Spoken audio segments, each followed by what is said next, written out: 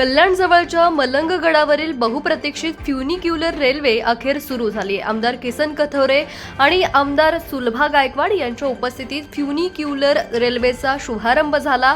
या ट्रेनमुळे मलंगगडावर जाण्यासाठी लागणारा 2 तासांचा पायी प्रवास आता अवघ्या 7 मिनिटांवर आलाय। या ट्रेनमुळे मलंगगडावर येणाऱ्या भाविकांच्या संख्येत मोठी वाढ होईल, तसंच इथल्या पर्यटनालाही चालना मिळणार आहे। कल्याणजवळचं मलंगगड हे ठाणे जिल्ह्यातील हिंदू मुस्लिम भाविकांचं प्रसिद्ध धार्मिक स्थळ आहे। सह्याद्रीच्या डोंगर रांगेत असलेल्या मलंगगडावर जाण्यासाठी भाविकांना 2 तासांची पायपीट करावी लागते। त्यामुळे अंबरनाथचे तत्कालीन आमदार किसन कथोरे यांनी स्वित्झर्लंडच्या धर्तीवर या ठिकाणी फ्युनिक्युलर रेल्वेचा प्रस्ताव मंजूर करून घेतला होता। सार्वजनिक बांधकाम विभागानं सप्तशृंगी, वणीगड आणि मलंगगडासाठी फ्युनिक्युलर रेल्वेचा प्रस्ताव मंजूर केल्यानंतर प्रत्यक्ष कामही सुरू झालं होतं। मात्र वणीगडावरील रेल्वे सेवा सुरू झाल्यानंतरही मलंगगडाचा प्रकल्प अनेक दिवस रखडला होता। मात्र बऱ्याच अडथळ्यानंतर अखेर मलंगगडावरील रेल्वे सेवाही सुरू झाली आहे।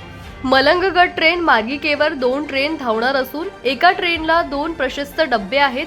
त्यातून दर तासाला सुमारे 1200 प्रवासी प्रवास करू शकतील। भाविकांचा प्रतिसाद लक्षात घेऊन ही सेवा 24 तास देण्याचा प्रयत्न असेल, अशी माहिती सुप्रीम सुयोग फ्युनिक्युलर रोपवेज कंपनीच्या व्यवस्थापनानं दिली आहे। या फ्युनिक्युलर ट्रेनसाठी एकूण 70 कर्मचारी तैनात करण्यात आलेत।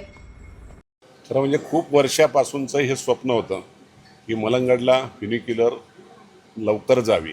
काही एजन्सींच्या मध्ये मतभेद झाले, अडथळे निर्माण झाले आणि त्यामुळे हे प्रकल्प लांबला गेला। ही यात्रा मलंगडची जी होती आता, त्या यात्रेला खऱ्या अर्थाने या यात्रेकरूंना आज या फ्युनिक्युलरचा महत्त्वाचा फायदा होईल। बरीच वर्षे गेली पण अखेर न्याय मिळाला आणि यात्रेकरूंना जाण्यासाठी सगळ्यात चांगलं साधन या ठिकाणी झालं। आज 90 पॅसेंजर एका वेळेला जातील, ही क्षमता त्याची आहे।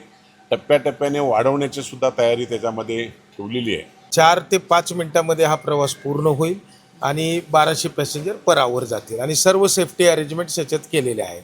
मी लोकांना सांगेन की याचा पूर्ण आनंद घ्यावा। त्या 12ही महिने चालू राहील आणि 24/7 चालू राहील। त्याचं कारण असं आहे, all temperature, all safety measures घेतलेले आहेत। पाऊस असो किंवा काही असो, याच्यामध्ये त्या युक्रेनियन टेक्नॉलॉजी आहे, ज्याच्यात आपल्याला सर्व सेफ्टी सर्टिफिकेट मिळवलेले आहे।